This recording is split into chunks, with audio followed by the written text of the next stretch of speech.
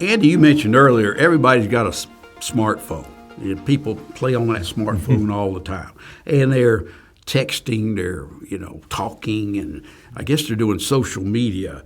And so what problems will people have using social media when they try to get Social Security disability? Great question, Les. And, so many people are on Facebook and Instagram and Twitter and whatever else new out there that I'm not aware of.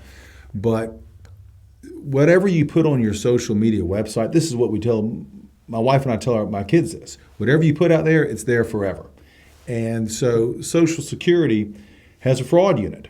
And so they will investigate claims of fraud if they get notification of fraud. So if someone is claiming they're disabled and they've got Facebook posts of them skiing in Colorado or playing football or doing anything that might be somewhat questionable, Social Security is going to look at their Facebook site or their other social media postings and see, wow, this guy's he's lying. He's saying he's disabled because of his back, but here he is posting pictures of himself skiing down mountains in Colorado. So not only can you potentially lose your claim, but you can potentially be criminally prosecuted for fraud if you make fraudulent statements to the Social Security Administration. And that actually happened with a lot of those first responders from the New York the towers, because New York is pretty liberal about the workers' comp, and all these people gave them workers' comp as a result of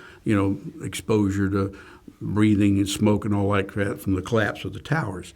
And quite a few of them were prosecuted for fraud because they were collecting workers'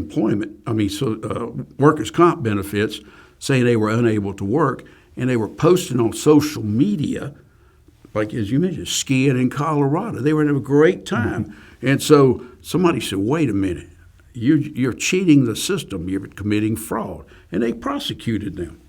So what we tell our clients is, don't put anything on social media. I mean, really, you shouldn't put anything on social media. But if you do, you need to be very careful what you put, because Social Security, if you're putting it out there for your friends to see, Social Security can see it, and it may very well sink your case. And by the time they come to see us, it's probably too late anyway. They've already posted it. Yes. But we would remind them, if they come to see us, be careful what you put on social media. If you say, hey, I'm having a great time, I went on a 20-mile hike, I'm up in the mountains, and if the fraud unit gets it, then you'll probably be prosecuted for fraud, especially when you told the Social Security or the judge, hey, I can hardly walk 20 feet. Yeah, absolutely. Well, thank you, Les.